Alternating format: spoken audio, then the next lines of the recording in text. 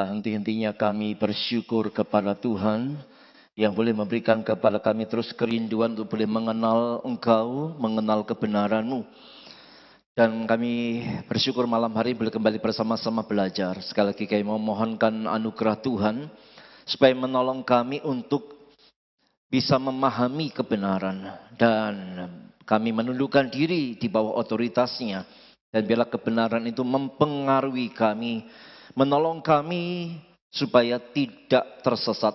Bahkan bukan hanya itu, tapi juga boleh menjadi berkat bagi mereka yang mungkin rawan sekali disesatkan. Berkati kami dalam belajar pada malam hari ini, pimpin dan berkati kami dengan anugerah-Mu. Dalam nama Yesus kami berdoa. Amin.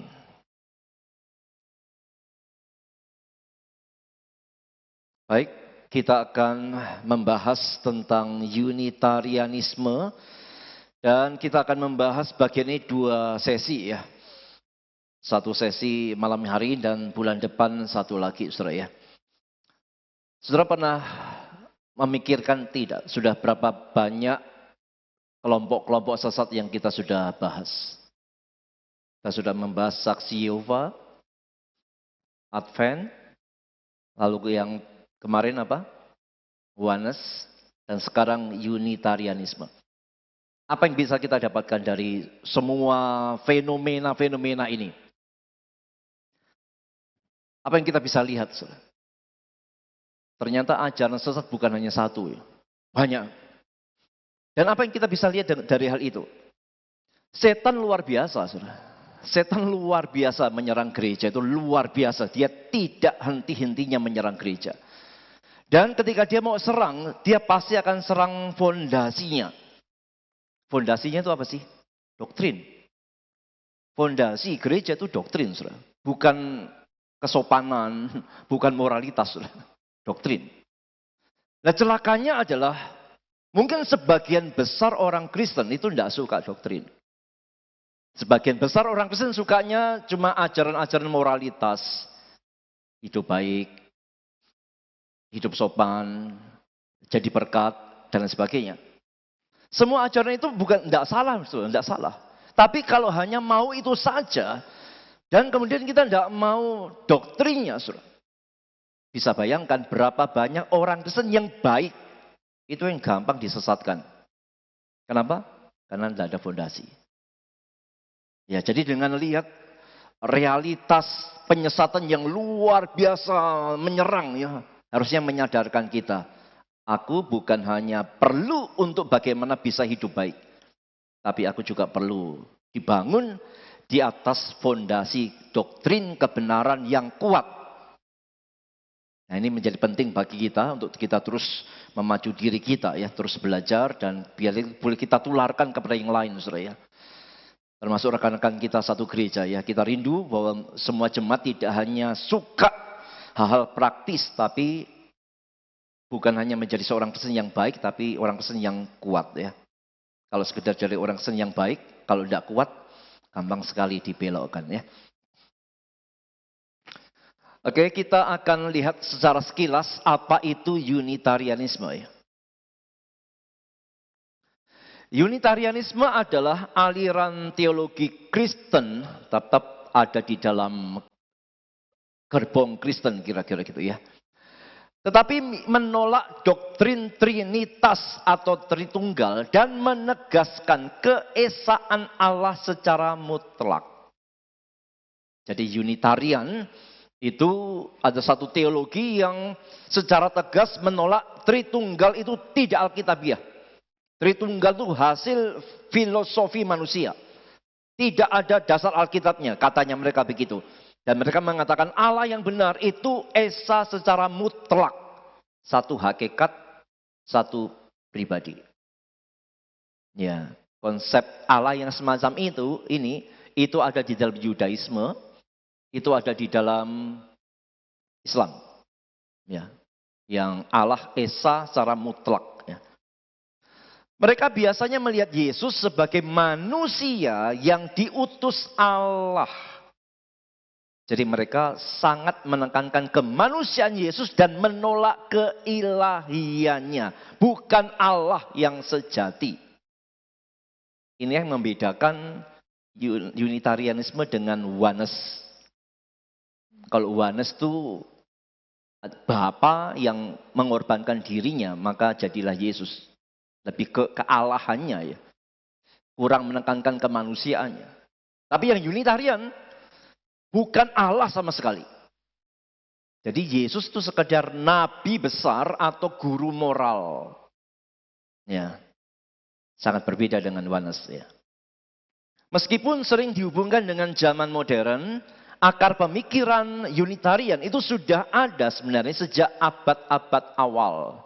Jadi ajaran Unitarian ini bukan ajaran baru ya. Ini sudah ada di abad-abad awal ya. Selalu kalau kita katakan pada pertemuan yang lalu itu ada semacam reinkarnasi lah ya. Yang dulu pernah muncul lalu senyap muncul lagi dalam judul atau nama yang berbeda. Tapi esensinya sama. Kita lihat sedikit asal-usul dan perkembangan sejarahnya. Abad 1 sampai 4, sejak zaman gereja mula-mula ada kelompok yang menolak keilahian Yesus. Ya. Dan tokoh-tokoh ini meliputi yang pertama adalah Ebionit. Itu ada di abad 1 sampai 2. Kelompok ini menganggap Yesus hanya manusia yang diurapi Allah. Jadi hanya menekankan sisi kemanusiaan dan mereka menolak keilahian Yesus. Jadi sekali lagi ya, cuma Yesus itu hanyalah manusia yang baik, ya, guru yang agung, nabi yang besar. Karena itu saudara sekalian, kalau sebagai orang Kristen kita hanya mengagumi Kristus sebatas, oh Yesus itu baik loh, baik hatinya loh, sering tolong orang, kasih makan orang, sembuhin orang sakit. Maka kalau pemahamannya sampai di situ, kita tidak ada beda dengan Unitarianisme. Kita harus mengagumi Kristus sebagai Tuhan dan Juru Selamat, saudara. Harus. Kalau kita sekedar mengagumi Yesus sebagai orang yang baik, yang patut kita teladani, kita tidak ada beda dengan para penyesat itu. Nah ini penting untuk seluruh jemaat ya. Tidak tahu selama ini saudara itu mengagumi Yesus sebagai apa. Kita tidak cukup mengagumi Yesus sebagai seorang yang agung, seorang yang baik, tidak. Kita mesti mengagumi Dia sebagai Tuhan dan Juru Selamat yang menyelamatkan kita dari hukuman dosa. Ya. Arianisme yang tentu saja adalah Arius ya, yang mencetuskannya, mengajarkan Yesus adalah makhluk ciptaan yang lebih tinggi dari manusia, tetapi bukan Allah yang sejati. Atau bisa dibilang Allah kecil lah, kira-kira begitu ya. Nah kemudian kedua paham ini sudah dikecam oleh sidang gereja Konsili Nisea di 325 yang menegaskan Yesus itu sehakikat dengan Bapa. Yesus bukan hanya manusia, Yesus bukan Allah kecil, tapi Yesus sehakikat dengan Bapa. Jadi ketika ajaran sesat menyerang Kristus dan mengatakan Yesus bukan Allah yang sejati, Dia itu cuma manusia yang diutus atau Allah yang dicipta oleh Allah, maka sidang gereja sudah menghajar, menghantam kalian sesat. Ya. Tapi seperti yang saya katakan, setan tidak ada kapok-kapoknya ya. Memang sudah dikecam sesat, tapi nantinya muncul lagi dengan nama yang berbeda. Pada masa reformasi, muncul kembali penolakan terhadap Trinitas. Michael Servetus, ya, seorang dokter dan teolog Spanyol itu menolak Trinitas, ya. Dan Fausto Sozzini, teolog Itali, dia mengembangkan ajaran Socinianisme di Polandia, menolak Trinitas, menolak praeksistensi Yesus, berarti menolak keilahiannya Yesus, dan menolak penebusan substitusi. Jadi dia menolak bahwa Yesus mati untuk menggantikan orang berdosa, itu dia tolak habis-habisan ya oleh seorang teolog Italia ini. Lalu Racco Academy menjadi pusat ajaran Unitarian awal di Eropa Timur. Kemudian Unitarian Church of Transylvania yang didirikan oleh Ferenc David Gereja Unitarian resmi pertama di dunia. Di wilayah yang kini bagian dari Rumania. Jadi terus berkembang ya di abad-abad reformasi ya. Justru bukan hanya Martin Luther dengan semboyan reformasinya yang membara, tapi juga dibarengi munculnya penyesatannya. Kita lihat ya, setan tidak senang ya ketika ada reformasi. Tuhan pakai Martin Luther, dia gerakkan juga kaki tangan setan ini ya, untuk juga mengembangkan sayapnya. Di abad 18-19 terjadi perkembangan di Inggris dan Amerika. Joseph Priestley, seorang ilmuwan dan teolog Inggris, membela Unitarianisme di Inggris dan Amerika. Lalu seorang namanya Theophilus Lindsay mendirikan gereja Unitarian di London. William Ellery Channing, pemimpin gereja Unitarian di Boston, Amerika, mempopulerkan Unitarianisme sebagai agama rasional dan humanis. Jadi berkembangnya dari Eropa lalu ke Amerika. Dan abad 20, abad 21, ada semacam perubahan dan penggabungan. Di Amerika, Unitarian itu bergabung dengan Universalist Church. Dan kemudian menjadi Unitarian Universalist Association yang bersifat pluralis. Bahkan banyak anggotanya yang tidak mengidentifikasikan diri sebagai Kristen. Ya, gabungan antara Unitarian dan Universalis. Universalis itu berarti kelompok yang mengajarkan universalisme. Yang inti ajarannya adalah semua orang pada akhirnya akan selamat masuk surga. Itu universalisme. Lalu di Eropa Timur, gereja Unitarian masih bertahan ya di Transylvania. Dan di beberapa negara lain, Unitarian tetap mempertahankan identitas Kristen, ya, tetap mengaku Kristen, tapi tetap menyatakan tidak percaya Tritunggal. Lalu bagaimana di Indonesia? Adakah Unitarian di Indonesia? Ada. Dengan 3 tokoh terkenalnya, yaitu Pendeta Cahyadi Nugroho. Ya. Ini sudah almarhum tahun lalu, meninggal dunia. Ya. Lalu Ellen Christie, ini kalau tidak salah anaknya Pendeta Cahyadi Nugroho. Ya, sehingga nama lainnya itu Ellen Nugroho. Ini yang pernah debat dengan Pak Budi Asali. Debatnya lewat internet. Ya. Lalu yang ketiga, Frans Donal. Ya, dia juga mengarang buku menjawab doktrin Tritunggal, juga buku karangan yang Frans Donal, yang lain adalah Allah dalam Alkitab dan Al-Quran.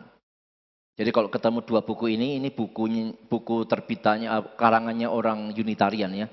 3 tokoh ini yang dianggap paling vokal di Indonesia, ya, yang mencoba untuk menyebarkan ajaran Unitarianisme di Indonesia. Nah gerejanya apa? Mereka punya gereja, itu namanya Jemaat Allah Global Indonesia, JAGI, ya, JAGI. Kalau tidak salah itu ada di Semarang. Kalau kemarin Wanes, gerejanya apa itu? Jemaat Tuhan Yesus Kristus. Kalau ini Unitarian punya gereja Jemaat Allah Global Indonesia. Ya. Jadi kalau ke Semarang, hati-hati. Jangan seadanya gereja dimasukin ya. Begitu lihat Jemaat Allah Global Indonesia, maka tahulah itu Unitarian. Ya. Itu sekilas ya tentang Unitarianisme. Nah, sekarang kita akan masuk ke pokok-pokok ajaran mereka. Malam hari ini kita hanya bahas 2 saja, yaitu tentang Allah dan tentang Kristus ya. Doktrin Allah dan doktrin Kristus. Menurut Unitarianisme dan bagaimana kita menanggapinya. Sekarang mari kita lihat Allah menurut Unitarianisme. Bagi Unitarianisme, Allah itu esa secara mutlak. Sekali lagi, esa secara mutlak, satu secara mutlak, yaitu satu hakikat, satu pribadi. Unitarianisme menegaskan bahwa Allah adalah satu pribadi dan satu esensi atau satu hakikat, tidak terbagi menjadi tiga pribadi seperti dalam doktrin Trinitas. Kalau Tritunggal, satu hakikat, tiga pribadi. Jadi tunggalnya bukan tunggal mutlak, Tritunggal itu ya. Esanya bukan esa mutlak. Tapi esanya merupakan semacam apa ya, di dalam keesaannya ada tiga pribadinya, kira-kira begitu. Tapi kalau Unitarian itu benar-benar esanya mutlak. Karena mereka percaya cuma ada satu pribadi. Ya. Dan mereka dengan tegas menolak doktrin Tritunggal. Kita lihat sumber-sumber aslinya, sumber-sumber dari mereka langsung, dari kelompok mereka, dari tokoh-tokoh mereka. Yang pertama dari William Ellery Channing, dari Unitarian Christianity, mereka mengatakan kami memandang Tuhan sebagai satu pribadi, Bapa dari Yesus Kristus, dan bukan tiga pribadi dalam satu hakikat. Dari Fausto Sozzini, dia menolak doktrin Tritunggal dan menyatakan bahwa Allah adalah satu pribadi tunggal. Jadi keesaannya itu mutlak. Ya. Joseph Priestley mengatakan Allah yang satu, yang adalah Bapa, adalah sumber tunggal dari segala kuasa dan kehidupan. Kepadanya Yesus tunduk dan darinya Yesus menerima segala kuasa. Doktrin Tritunggal adalah korupsi terhadap iman Kristen yang sederhana dan murni seperti yang diajarkan Kristus. Jadi mereka menyerang habis-habisan Tritunggal ya. Dianggap Tritunggal ini adalah penyelewengan. Dianggap korupsi terhadap iman Kristen yang mereka ngomong harusnya sederhana lah. Kalau Tritunggal kan bulet, jelimet, sukar. Kalau Allah versinya mereka kan gampang. Satu hakikat, satu pribadi seperti kita manusia. Satu hakikat, satu pribadi. Kata mereka begitu ya.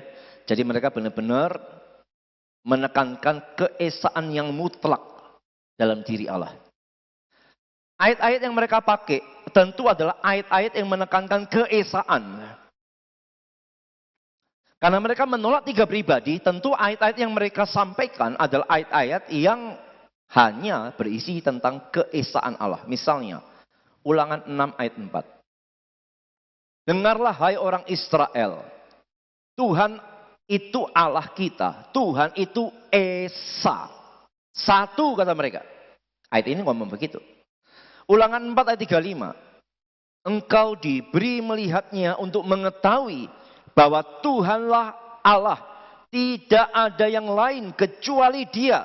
Tidak ada yang lain kecuali Dia. Dia satu-satunya.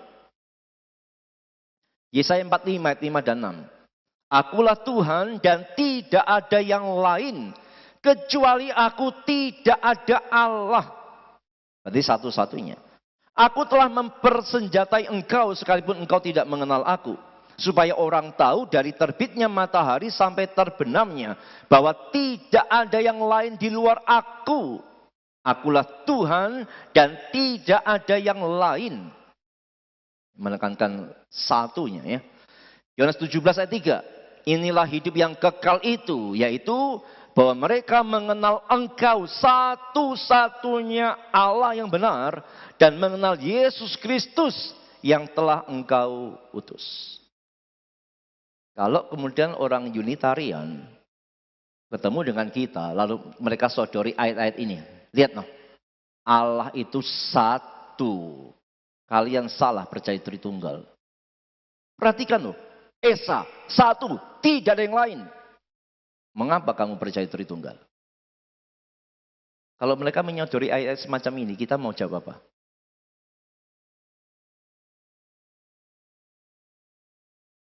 Ayo, kita sudah sering belajar loh, Tritunggal. Doktrin Tritunggal sudah belajar, ngadepin saksi Yehova kita sudah pernah bahas. Ayo, kalau Unitarian kasih ayat kita semacam ini, kita mau jawab apa? Tritunggal salah tuh. Ayo, Esa, satu, tidak ada yang lain.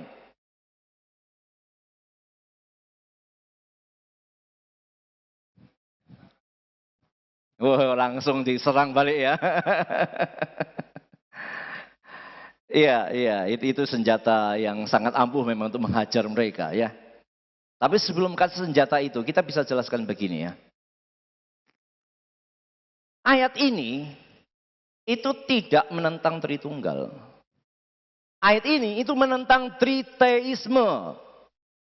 Kalau orang Kristen percaya ada 3 Allah, seandainya orang Kristen percaya 3 Allah, maka kena ayat ini bubar semua.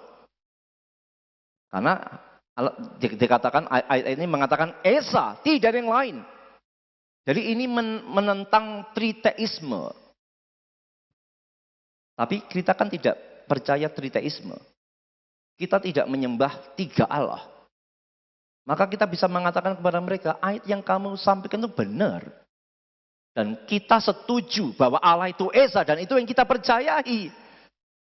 Kadang-kadang kita perlu klarifikasi ya. Kadang-kadang orang menganggap Tritunggal sebagai triteisme itu masalahnya. Kita perlu luruskan, Tritunggal itu berbeda dengan triteisme. Triteisme itu benar-benar 3 hakikat, 3 pribadi, 3 Allah. Ya jelas bertentangan dengan ayat-ayat ini. Tapi kalau Tritunggal tidak, karena ada tunggalnya, kita menekan ketunggalannya. Jadi ayat-ayat tentang ulangan 6 ayat 4, ulangan 6 ayat ulangan 6 ayat 4, ulangan 4 ayat 35 dan seterusnya, itu kita justru memegang ayat itu sebagai ayat-ayat yang membicarakan ketunggalan Allah. Ya. Jadi sekali lagi ayat-ayat tersebut itu tidak menentang Tritunggal. Tidak menentang keilahian Yesus. Tapi itu menentang triteisme, menentang politeisme. Yang memang dalam perjanjian lama itu bisa dikatakan semua bangsa di luar Israel itu politeisme semua. Jadi ketika Alkitab Allah menyatakan Allah itu Esa, Esa, Esa. Ya memang betul. Allah memang itu satu. Tapi tidak menentang Tritunggal, tapi itu menentang politeisme. Seringkali kita mendengar begini ya, Allah Tritunggal itu bukan tentang keberapaan, tapi tentang kebagaimanaan Allah. Pernah mendengar kalimat itu? Allah Tritunggal itu bukan tentang berapanya Allah, tapi tentang bagaimananya Allah. Benar atau salah kalimat itu? Salah setengah. Karena Allah Tritunggal bicara kedua-duanya. Dia bicara keberapaannya dan juga bicara kebagaimanaannya. Keberapaannya itu apa? Tunggal. Berapa Allahnya orang Kristen? 1, tunggal. Tapi 1 yang bagaimana? Barulah itu bicara tentang 3 pribadinya. Jadi kita kedua-duanya Tritunggal membicarakan keberapaan Allah sekaligus kebagaimanaan Allah. Kita lanjutkan ya menanggapi tadi. Dan ketika mereka menyodorkan ayat-ayat ketunggalan Allah, keesaan Allah, ketunggalan Allah, keesaan Allah seperti yang dikatakan Cok tadi, ya kita bisa, yang pertama kita ngomong betul ayat itu, kita setuju. Karena itulah Allah yang kita percaya itu Tritunggal, yang kamu kasih itu membicarakan ketunggalan Allah. Sekarang baru kita kasih. Kamu jangan lupa, Alkitab banyak ngomong tentang adanya kejamakan dalam diri Allah.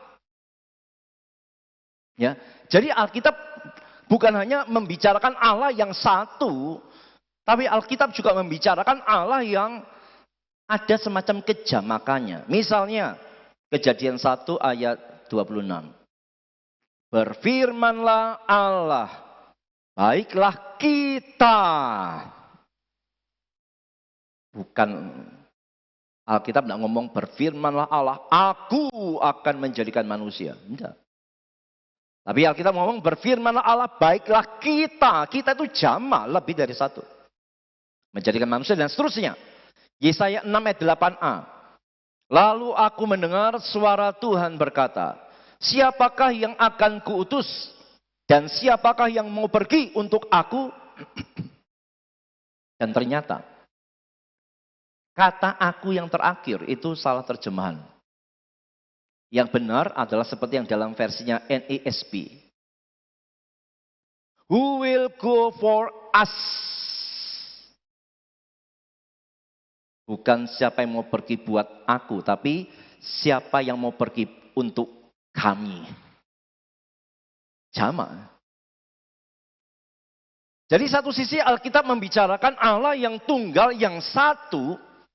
Tapi sisi lain Alkitab membicarakan Allah yang dalam tanda kutip ada semacam kejamakannya, yaitu kami, kita. Oke, kita mau merefresh sedikit ya tentang Tritunggal. Supaya ini pun menjadi senjata kita kalau ketemu dengan orang Unitarian.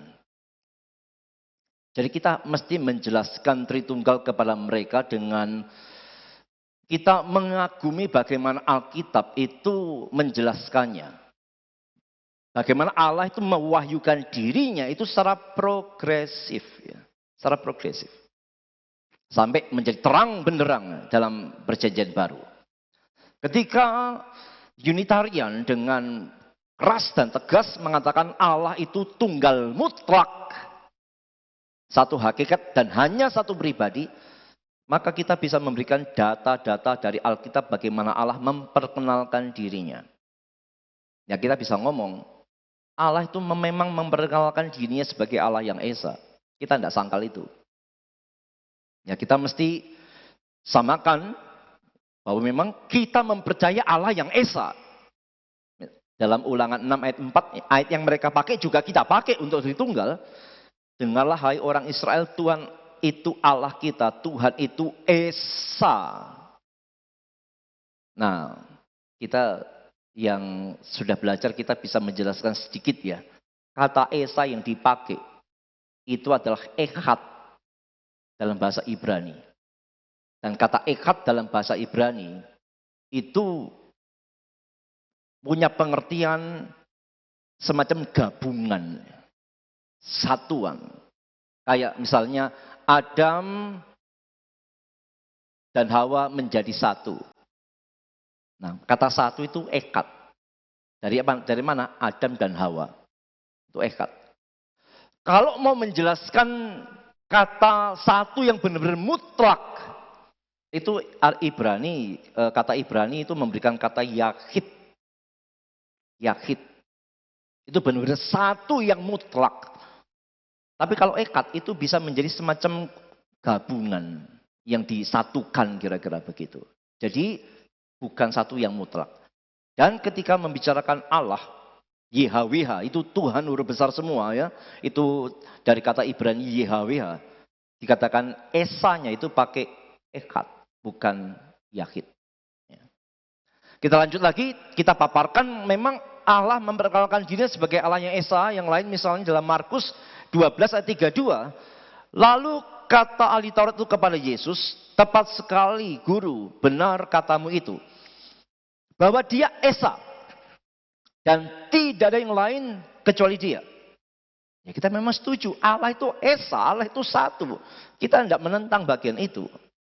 Bagian yang lain banyak sekali membicarakan keesaan Allah. 1 Korintus 8 ayat 4. Tentang hal makan daging, persembahan berhala kita tahu, tidak ada berhala di dunia dan tidak ada Allah lain daripada Allah yang Esa. Lagi-lagi Esa. 1 Timotius 2 ayat 5. Karena Allah itu Esa dan seterusnya. Yakobus 2:19, engkau percaya bahwa hanya ada satu Allah yang Allah saja, itu baik dan seterusnya. Jadi ini adalah kelompok ayat yang membicarakan tentang keesaan Allah. Dan orang Kristen tidak menentang itu, kita setuju, betul Allah itu Esa. Tapi itu bukan semua kata Alkitab. Itu hanya sebagian kata Alkitab tentang Allah. Membicarakan Allah yang Esa. Tapi Alkitab yang sama itu adalah di mana Allah memperkenalkan dirinya dalam 3 pribadi yang berbeda.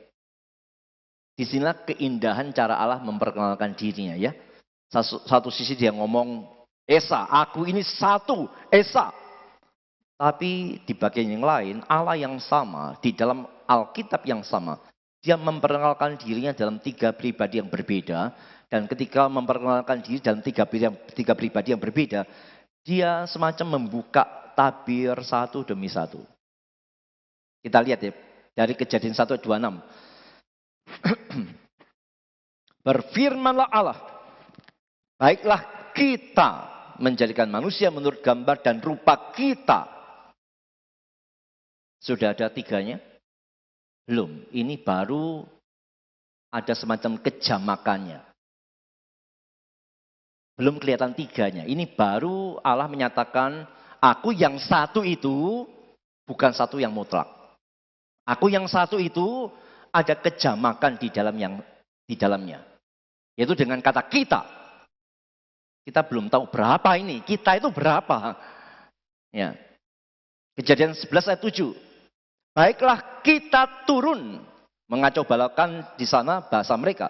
Sehingga mereka tidak mengerti lagi bahasa masing-masing. Lagi-lagi kita. Jadi Allah yang satu itu, yang menyatakan dia sebagai yang satu itu, juga mengatakan aku yang satu ini ada semacam kejamakan di dalam diriku. Tapi jamaknya berapa itu belum ketahuan dalam bagian ini. Lalu kita maju lagi dalam Allah memperkenalkan dirinya. Yang jamak itu berapa sih? Kita bisa lihat dalam Bilangan 6 ayat 24 sampai 26. Ini doa berkat ya. Yang tentu menjadi semacam hal yang sakral bagi orang Israel ya.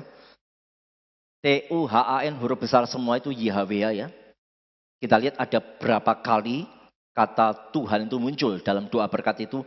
Tuhan memberkati engkau dan melindungi engkau. Tuhan menyinari engkau dengan wajahnya dan memberi engkau kasih karunia. Tuhan menghadapkan wajahnya kepadamu dan memberi engkau damai sejahtera. Allah mulai membuka tabirnya. Yang jamak dalam dirinya yang Esa itu ternyata ada 3. Karena dinyatakan ada 3 kali kata Yahweh muncul dalam doa berkat itu. Dan itu bukan satu-satunya. Yesaya 6 ayat 3.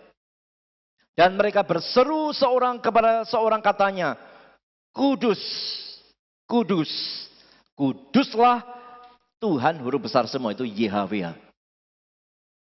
Semesta alam, seluruh bumi penuh kemuliaannya. Jadi Allah menyingkapkan lagi. Aku yang satu di dalam yang satu itu jamak-jamaknya berapa? Allah mau menyingkapkan. Ada 3. Ya, 3 kali kata Tuhan di dalam doa berkat, 3 kali kata kudus di dalam satu perjumpaan Yesaya dengan Tuhan sendiri. Nah kalau begitu 3 ini siapa? Kan kita belum tahu 3 ini siapa. Nah Allah baru buka 3 itu siapa, itu dalam perjanjian baru. Matius 3, 16-17. Sesudah dibaptis, Yesus segera keluar dari air. Dan pada waktu itu juga langit terbuka dan ia melihat Roh Allah seperti burung merpati turun ke atasnya. Lalu terdengarlah suara dari surga yang mengatakan, inilah anakku yang kukasihi, kepadanya lah aku berkenan. Saudara bisa lihat enggak perjalanan bagaimana Allah itu memperkenalkan dirinya sebagai Tritunggal. Enggak langsung ngomong loh, aku ini Tritunggal, enggak. Tapi bertahap.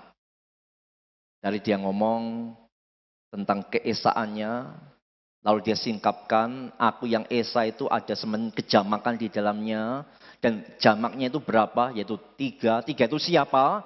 Itu nyata dalam perjanjian baru. Bapa, Yesus, Roh Kudus. Dan nyata lagi dalam Matius 28:19.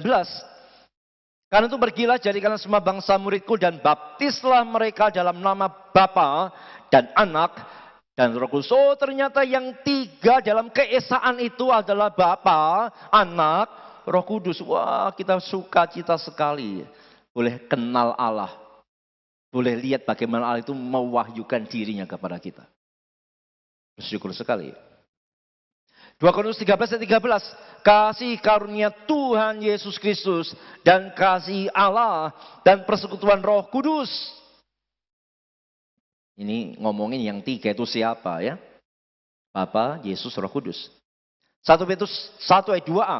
Yaitu orang-orang yang dipilih sesuai dengan rencana Allah Bapa kita dan orang yang dikuduskan oleh Roh, ini tentu Roh Kudus, supaya taat kepada Yesus Kristus dan menerima percikan darahnya. Luar biasa. Kita boleh kenal Allah yang sejati dari cara dia menyingkapkan dirinya sendiri di dalam Alkitab ya. Dan karena itulah kita punya gambar ini yang kita sudah bahas juga pada minggu lalu ya. Satu Allahnya Esa itu adalah satunya hakikat, yaitu Allah yang di tengah. Tapi di dalam satu Allah yang Esa itu, di dalam dirinya yang Esa itu ada 3 pribadi yang berbeda. Bapa, Anak, Roh Kudus. Tapi bukan 3 Allah, tapi satu Allah. Ya, jadi kita mesti menjelaskan ini ke penganut Unitarian. Ketika mereka menyodorkan ayat-ayat tentang keesaan, kita terima itu. Kita kasih lagi ayat-ayat tentang kejamakan di dalam keesaan itu. Dari yang jamak, mengerucut jamaknya itu 3, dan 3 itu siapa. Kalau mereka menerima anugerah Roh Kudus, pasti mereka tercelikkan ya. Kecuali memang mereka bukan orang-orang yang menerima anugerah ya. Kita jelaskan sampai jungkir balik pun mereka akan bersikeras menolaknya ya. Tapi paling tidak kita sudah punya jawaban. Ketika Unitarian menyodorkan ayat-ayat tentang keesaan, ya kita bisa jawab. Kita tidak tolak itu. Justru kita percaya itu yang untuk menyatakan ketunggalannya. Lalu yang trinya itu di bagian lain Alkitab. Jadi Tritunggal adalah penyataan pribadi Allah secara utuh dalam Perjanjian Lama dan Perjanjian Baru. Oke, sekarang kita masuk ke ajaran Unitarian tentang Yesus Kristus. Ini yang agak panjang. Karena pandangannya tentang Yesus sebenarnya bisa disimpulkan sih, pokoknya Yesus bukan Allah itu saja sih. Cuma banyak poin-poin yang mereka sampaikan siapa Yesus menurut mereka ya.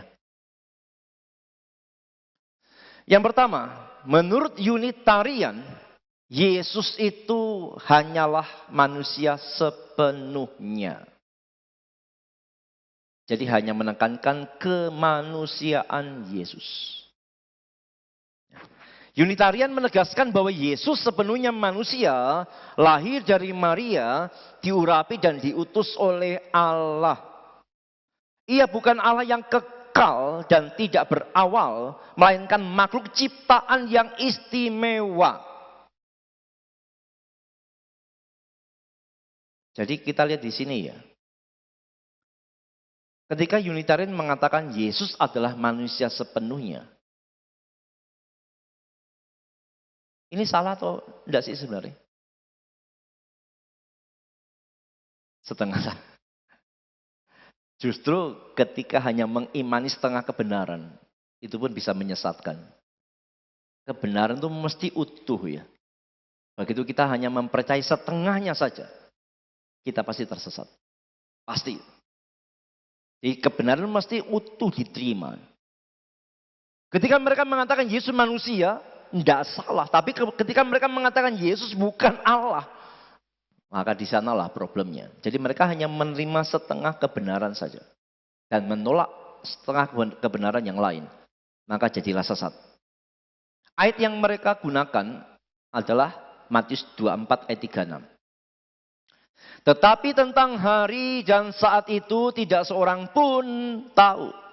Malaikat-malaikat di surga tidak dan anak pun tidak. Hanya Bapa sendiri. Nah, ini mirip ayat yang dipakai saksi Yehova ya. Tuh lihat tuh, Yesus itu bukan Allah yang sejati. Dia itu tidak tahu kapan dia mesti datang kembali yang kedua. Gak tahu dia. Berarti dia bukan Allah. Nah kita sudah belajar ya, ketika ada serangan yang menyerang keilahian Yesus menggunakan ayat-ayat semacam ini, kita mau jawab bagaimana? Masih ingat jurusnya? Ketika ada orang atau kelompok yang menyerang keilahian Yesus menggunakan ayat-ayat yang semacam ini, tuh dia tidak tahu. Kita jawab bagaimana? Ini adalah ayat tentang kemanusiaan. Bukan ayat yang menyangkal keilahian, karena Yesus itu kedua-duanya.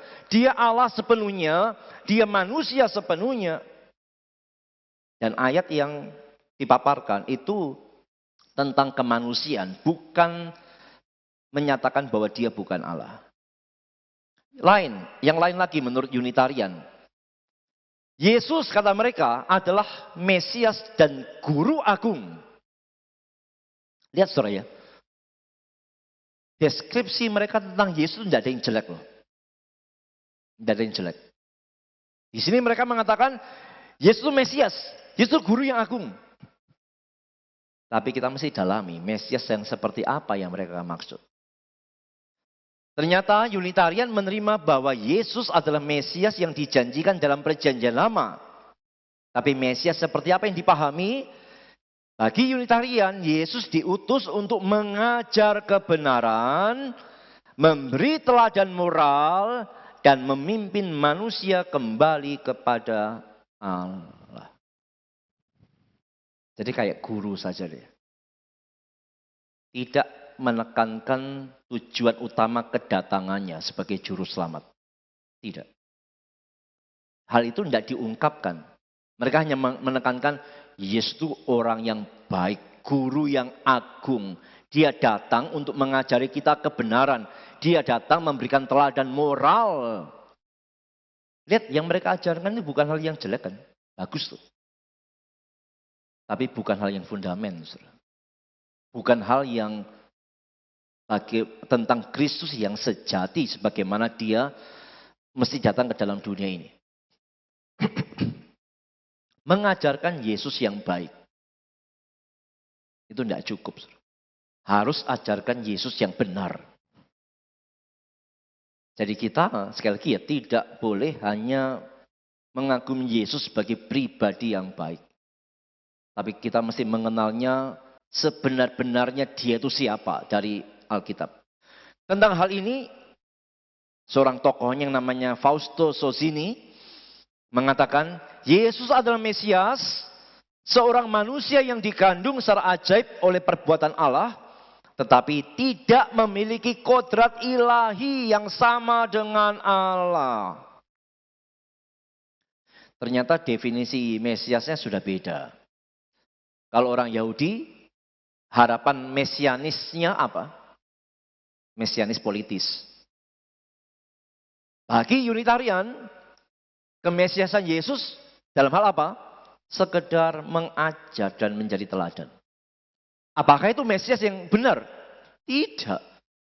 Mesias, sebagaimana yang Alkitab ngomong, itu adalah pembebas orang berdosa. Mesias. Ya, dengan cara menggantikan itu ya. Dan ternyata definisi Mesias yang semacam itu tidak ada di dalam Unitarian. Bagi mereka Mesias hanya pribadi yang diutus untuk ngajar dan memberikan teladan. Ya.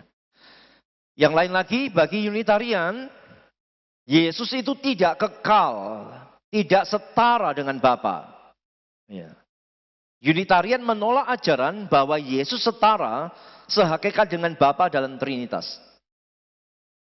Michael Servetus mengatakan Yesus adalah anak Allah karena kelahirannya yang ajaib dan kedekatannya dengan Allah. Bukan karena ia memiliki kodrat ilahi yang sama. Perhatikan ya, mereka tuh selalu nonjolkan Yesus yang baik, tetapi bukan Allah. Itu masalahnya. Mereka hanya menonjolkan Yesus sebagai tokoh yang agung, tetapi bukan Allah. Dan saya terdorong ngomong sekali lagi ya. Karena itu kita sebagai jemaat Tuhan sekali lagi. Jangan hanya kagumi Yesus sebagai orang yang baik. Kita mesti mengagumi dia sebagai sebenar-benarnya dirinya. Allah yang sejati yang korbankan dirinya untuk kita. Saya mengajak semua jemaat benar-benar kuat di dalam bagian ini ya. Karena banyak orang kesaksian, kalau Yesus itu baik. Dia patut diteladani, ya. Dia baik hati sama orang miskin. Ya memang itu baik, tapi bukan itu yang paling penting dalam diri Yesus. Karena Unitarian pun mengajarkan itu kok. Bukan kealahan yang ditonjolkan. Bahkan mereka menolak kealahan Yesus. Hanya menekankan figur yang baik saja. Bagi Unitarian, Yesus itu sebagai teladan, bukan Allah. Unitarian melihat Yesus sebagai perantara mediator antara Allah dan manusia. Tetapi bukan perantara ilahi yang disembah. Tidak menekankan akan pengorbanan Yesus. Bahkan menolak pengorbanan Yesus sebagai pengganti hukuman orang berdosa. Peran utama Yesus adalah menunjukkan jalan menuju Allah melalui ajaran dan teladannya. Perhatikan ya. Mereka tidak pernah menonjolkan Yesus sebagai Tuhan dan Juru Selamat. Sama sekali itu dibuang jauh-jauh. Kalau begitu kira-kira konsep keselamatannya bagaimana? Nanti kita bahas bulan depan.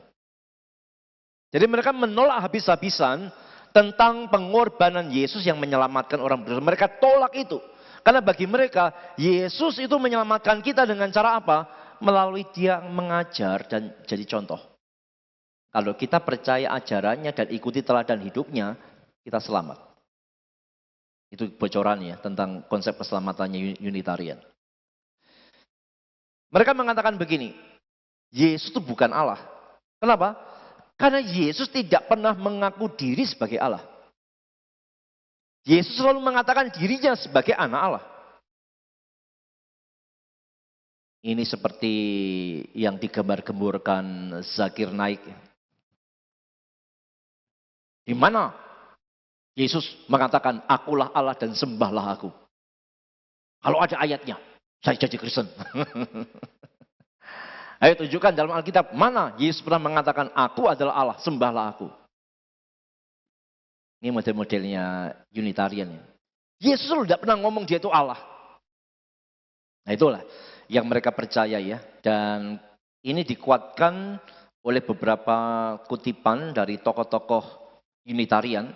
Dari James Martineau. Tidak tahu bacanya gimana itu ya. Kristus adalah jembatan antara Allah dan manusia. Perhatikan, kelihatannya bagus ya.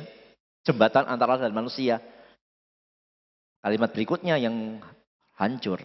Bukan karena kodrat ilahi. Tetapi karena kehidupannya yang sepenuhnya menyatu dengan kehendak Allah. Jadi lagi-lagi benar-benar habis-habisan menolak keilahian Yesus. Joseph Priestley. Yesus tidak pernah menyatakan dirinya sebagai Allah. Ia selalu mengarahkan orang untuk menyembah Allah. Bagi orang yang tidak tahu kebenaran, maka ini bisa dianggap kebenaran.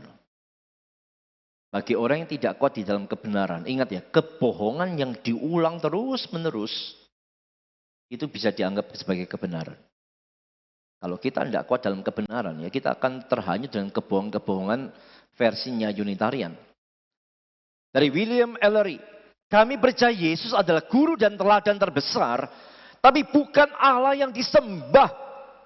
Penyembahan hanya layak diberikan kepada Allah Bapa. Sekali lagi perhatian, mereka hanya mengangkat Yesus sebagai tokoh yang baik, tokoh yang agung, tapi bukan Allah. Mereka hanya menekankan Yesus sebagai teladan yang harus diteladani, tapi bukan Allah. Nah sekarang bagaimana berapologetik terhadap pandangan ini ya? Jadi kalau boleh diringkas, Yesus menurut mereka hanyalah seorang manusia yang agung, yang baik, yang patut diteladani, tapi bukan Allah. Mereka menolak pengorbanan Yesus dan mereka mengajarkan Yesus menyelamatkan dengan cara mengajar kita dan memberikan teladan. Ya. Nah, untuk menanggapi mereka, tadi ada ayat yang mereka sodorkan tentang Yesus yang tidak tahu. Kita sudah bahas tadi ya. Ketika Unitarian itu menggunakan ayat-ayat yang menekankan kemanusiaan Yesus untuk membuktikan bahwa Yesus bukan Allah. Maka kita mesti ngomong kamu salah.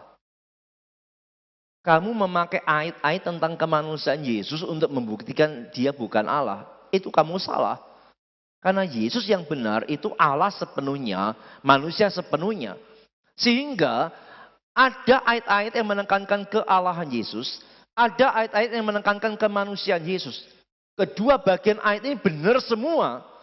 Karena Yesus itu kedua-duanya, dia Allah sepenuhnya dan dia manusia sepenuhnya. Kedua bagian ayat tidak saling bertentangan karena memang pribadinya Yesus dengan dua hakikatnya memang semacam itu. Tidak ada yang salah, tidak bertabrakan.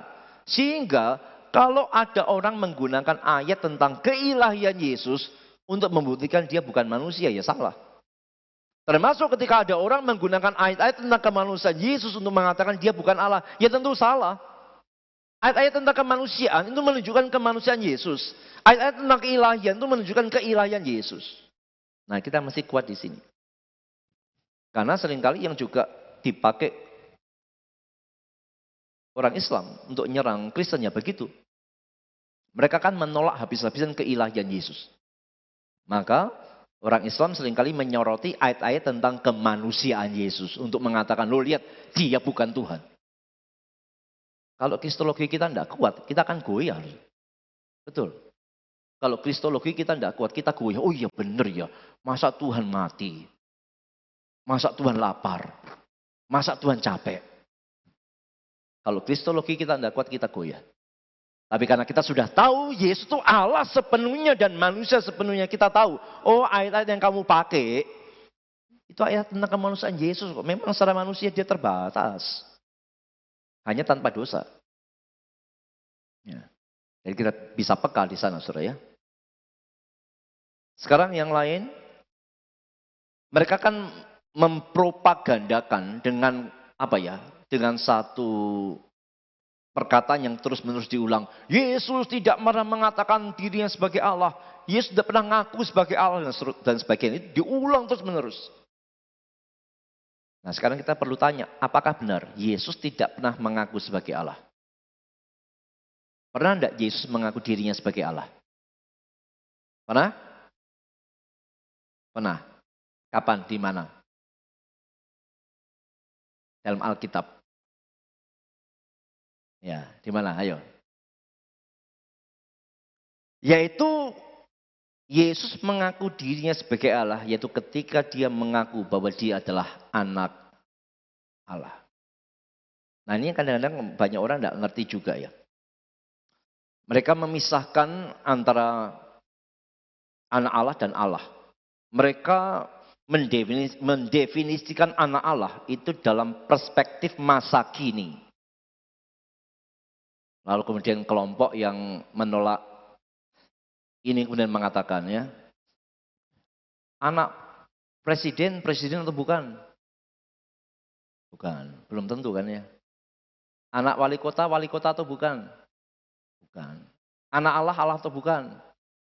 Wah kalau orang terpancing, wuyo ya betul ya. Anak presiden, bukan presiden. Anak wali kota, bukan wali kota. Anak Allah, bukan Allah dong ya. Tapi kalau analogi mesti dibalas analogi ya. Ini pernah disampaikan oleh Pak Isra ya. Dia balas dengan analogi apa? Anak monyet atau bukan? Monyet. Anak macan atau bukan? Anak Allah, anak manusia atau bukan? Anak manusia atau bukan? Ya manusia, anak Allah? Allah. Jadi ini namanya analogi dibalas analogi saudara ya.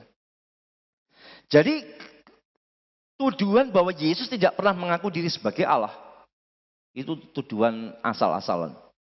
Karena Yesus pernah mengaku sebagai Allah, yaitu ketika dia mengaku dirinya sebagai anak Allah. Kenapa? Karena pengertian anak Allah pada masa itu adalah Allah itu sendiri. Ada dasar Alkitabnya, bahwa anak Allah itu adalah sama dengan Allah, tidak kurang. Yohanes 5:18. Sebab itu orang-orang Yahudi lebih berusaha lagi untuk membunuhnya. Bukan saja karena ia meniadakan hari Sabat, tetapi juga karena ia mengatakan bahwa Allah adalah Bapanya. Berarti Yesus mengatakan dia adalah anak Allah kan? Dan dengan demikian, bagi orang Yahudi, menyamakan dirinya dengan Allah. Karena bagi orang Yahudi anak Allah adalah Allah itu sendiri. Jadi waktu Yesus mengakui aku adalah anak Allah, dia sedang menyatakan dirinya bahwa dia adalah Allah. Jadi tidak benar kalau mengatakan Yesus itu tidak pernah ngaku sebagai Allah. Dia ngaku sebagai Allah, yaitu ketika dia menyatakan dirinya sebagai anak Allah. Lagi, Yohanes 10 ayat 30 sampai 36. Kita sampai 33 saja. Aku dan Bapa adalah satu. Sekali lagi orang-orang Yahudi mengambil batu untuk melempari Yesus. Kenapa mereka begitu? Kata Yesus kepada mereka, banyak pekerjaan baik yang berasal dari Bapakku yang kuperlihatkan kepadamu. Pekerjaan manakah diantaranya yang menyebabkan kamu mau melempari aku? Jawab orang-orang Yahudi. Apa yang membuat mereka hendak membunuh Yesus dengan melempari dengan batu? Bukan karena suatu pekerjaan baik maka kami mau melempari engkau. Melainkan karena engkau menghujat Allah. Dan karena engkau sekalipun hanya seorang manusia saja menyamakan dirimu dengan Allah. Jadi Yesus mengakui dia sebagai Allah. Ya, yaitu ketika dia mengatakan aku dan Bapa adalah satu. Buat orang Yahudi itu marah sekali. Ya. Jadi Yesus pernah ngaku sebagai Allah. Lalu Matius 14 ayat 33. Dan orang yang ada di perahu menyembah dia. Sesungguhnya engkau anak Allah. Tadi kan tuduhannya Yesus tidak pernah ngaku sebagai Allah. Ternyata kita buktikan dia pernah ngaku sebagai Allah. Yesus tidak pernah meminta untuk menyembah dia. Memang secara eksplisit tidak. Tetapi lihat. Ketika para muridnya itu menyembah Yesus. Dan mengatakan sesungguhnya engkau anak Allah. Yesusnya koreksi atau enggak? Tidak. Yesus menerima penyembahan dari para murid. Dua kemungkinan. Yesus ini kurang ajar. Bukan Allah kok mau menerima penyembahan. Atau dia benar-benar Allah. Dan karena itu dia menerimanya. Saya yakin orang Unitarian pun tidak akan berani ngomong Yesus itu kurang ajar. Maka tidak ada kemungkinan yang lain kecuali memang dia Allah. Dan karena itu dia menerima penyembahan itu. Termasuk ketika Thomas ya. Waktu setelah Yesus membuktikan kebangkitannya melalui luka-luka, Thomas langsung mengaku, ya Tuhanku dan Allahku. Yesus apakah pernah meralat? Mas Thomas, kamu itu salah. Tidak. Yesus menerima akan pengakuan itu. Ya dua kemungkinan. Yesusnya kurang ajar atau memang dia benar-benar Allah. Orang Unitarian pun tidak akan pernah mau mengatakan Yesus itu kurang ajar. Maka tidak ada kemungkinan lain kecuali memang dia Allah. Karena itu waktu Thomas mengatakan, engkau Tuhanku dan Allahku, Yesus menerimanya. Karena memang dia adalah Allah. Ya.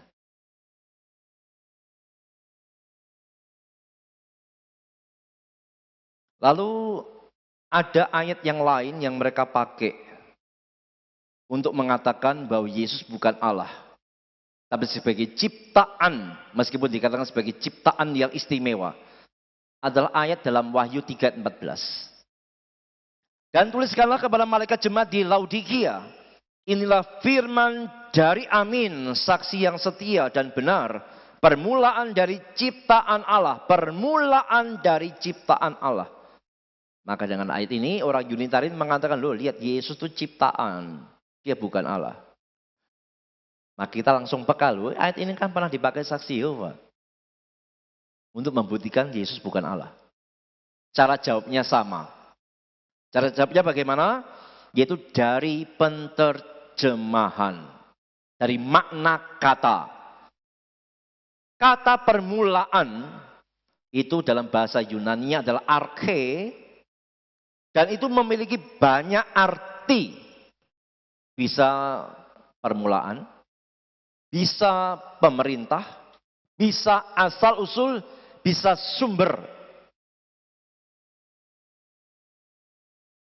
Harusnya LAI menerjemahkan itu sumber, bukan permulaan. Karena kata arche itu tidak punya makna tunggal. Dia punya berbagai macam makna.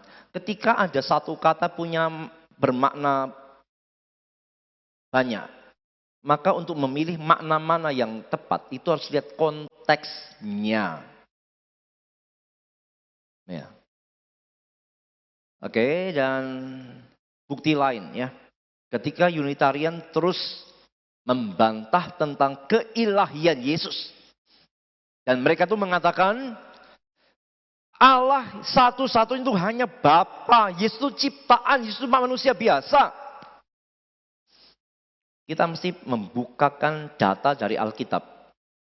Bahwa ketika mereka mengatakan hanya Bapa sajalah Allah yang sejati, Yahweh itu, maka kita bisa mengungkapkan data dalam Alkitab bahwa Yesus itulah juga Yahweh. Bukan hanya Bapa yang Yahweh, Yesus pun adalah Yahweh. Dan ayat ini banyak orang tidak tahu, saudara.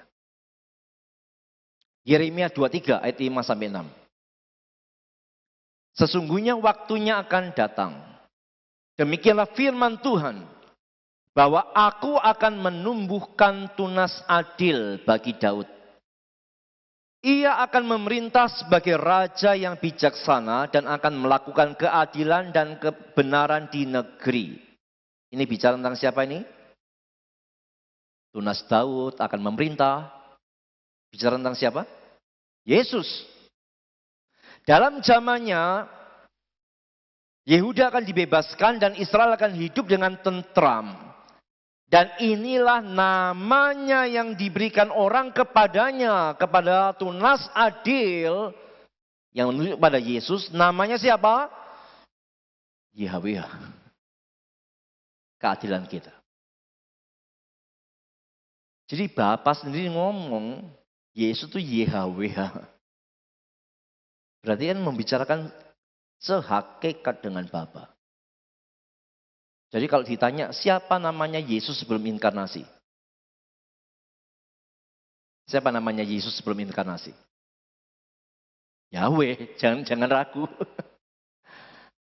Nama Yesus kan nama inkarnasinya dia. Pra inkarnasi. Namanya Yahweh. Alkitab yang ngomong, Bapa yang ngomong. Mazmur 83 ayat 19. Supaya mereka tahu bahwa engkau sajalah yang bernama Yahweh. Hanya Allah saja yang bernama Yahweh. Sedangkan di Yeremia, Yesus itu bernama Yahweh. Ayat ini menekankan keilahian Yesus yang setara dengan Bapa. Oke, kita lanjut lagi. Tentang kekekalan Yesus.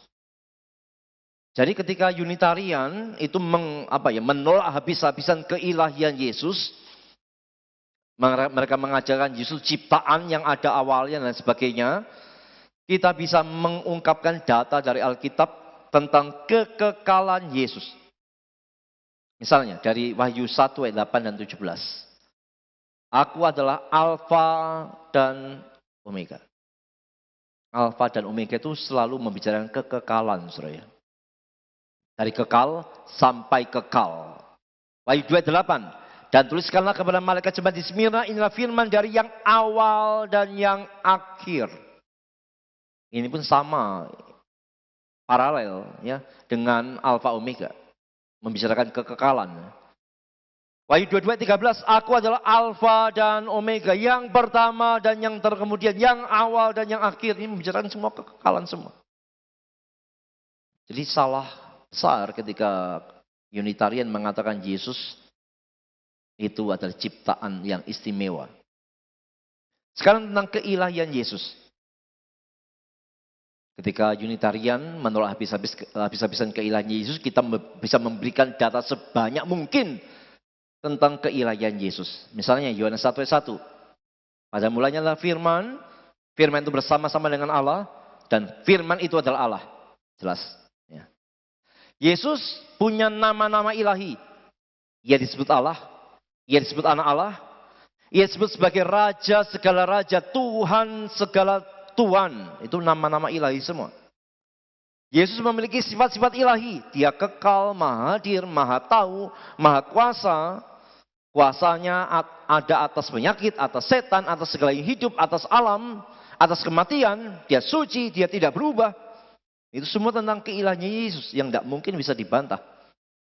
Ia melakukan tindakan-tindakan ilahi dan tidak menolak diperlakukan sebagai yang ilahi. Dia mencipta, dia menopang segala sesuatu. Dia mengampuni dosa, membangkitkan orang mati, menghukum manusia, memberi hidup yang kekal, menerima penyembahan dari manusia. Ini semua bukti-bukti yang tak terbantahkan tentang keilahian Yesus. Jadi kalau menghadapi kelompok Unitarian, selain kita mengcounter pemikiran atau penafsiran mereka yang salah tentang ayat-ayat Alkitab, kita bisa dalam tanda kutip menyerang balik dengan memberikan bukti-bukti kekekalan Yesus tentang bahwa dia adalah Yahweh dan juga bukti-bukti tentang keilahian Yesus. Sehingga dengan memaparkan semua ini, ya harusnya mereka sadar ya bahwa Yesus tidaklah seperti yang mereka ajarkan, yaitu sekedar ciptaan atau manusia yang istimewa. Tapi Yesus benar-benar Allah yang sejati dan manusia sepenuhnya. Baik, malam hari ini kita sudah melihat dua ajaran utama dari Unitarian. Yang pertama tentang mengajarkan Allah yang tunggal mutlak, dan itu sudah dinyatakan dalam Alkitab itu salah total. Karena Allah dalam Alkitab itu bukanlah Allah yang tunggal mutlak, tetapi adalah Allah Tritunggal. Allah yang satu, yang Esa, yang di dalamnya ada tiga pribadi yang berbeda. Dan Yesus bukan seperti yang mereka ajarkan sebagai manusia biasa, sebagai ciptaan, tapi dia benar-benar Allah yang sejati dengan semua bukti-bukti yang tak terbantahkan. Jadi sekali lagi mari ketika kita melihat Unitarian hanya kagum pada Yesus sebagai manusia yang baik, sebagai teladan hidup yang baik, kita tidak boleh mengagumi Yesus sebatas itu. Kita mesti mengagumi Yesus sebagai Tuhan dan Juru Selamat. Itu harus. Kalau kita hanya mengagumi Yesus sebagai teladan hidup yang baik, kita tidak ada beda dengan para penyesat itu. Oke, saya berhenti di sini. Silakan kalau ada yang mau bertanya tentang dua topik ini ya, Allah dan Yesus menurut Unitarian. Jangan tanya eskatologinya mereka, jangan tanya Roh Kudus versi mereka, jangan tanya keselamatan. Kita akan bahas itu di bulan depan. Ada? Dari Zoom?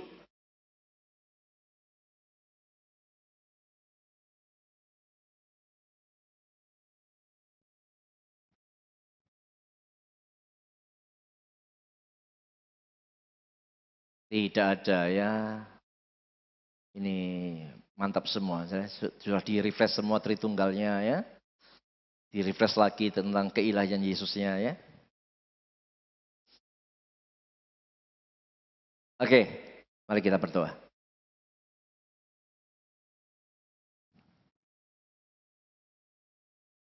Tuhan, terima kasih untuk waktu belajar malam hari ini. Meskipun yang kami pelajari bukan hal yang baru, di dalam kami belajar tentang Tritunggal dan keilahian Yesus. Tapi malam hari ini kami rindu Engkau menolong kami. Supaya kami tidak jatuh ke dalam pengenalan yang dangkal seperti orang Unitarian yang hanya mengagumi Yesus sebatas manusia yang baik, teladan hidup. Tapi biarlah kami boleh mengagumi Engkau ya Kristus, karena Engkaulah Allah yang sejati, yang rela datang ke dalam dunia menjadi manusia untuk menyelamatkan kami dengan cara menggantikan hukuman dosa kami di atas salib. Dan Kristus yang semacam itu yang selalu kami kagumi. Sebagai kekaguman kami yang tertinggi. Melampaui semua yang lain. Dan tolonglah setiap umat-Mu. Setiap kali mengingat Kristus. Adalah semua umat-Mu Bukan sekedar mengingatnya sebagai guru yang baik, teladan hidup yang baik. Tapi benar-benar sebagai Tuhan dan Juru Selamat. Dan bila itu menjadi fondasi yang kuat bagi kami. Tuhan tolonglah sadarkan setiap kami. Mungkin kalau selama ini kami pikir cukup menjadi orang Kristen yang baik, yang sopan, hidup kasih. Mampukan kami melihat kebenaran ini.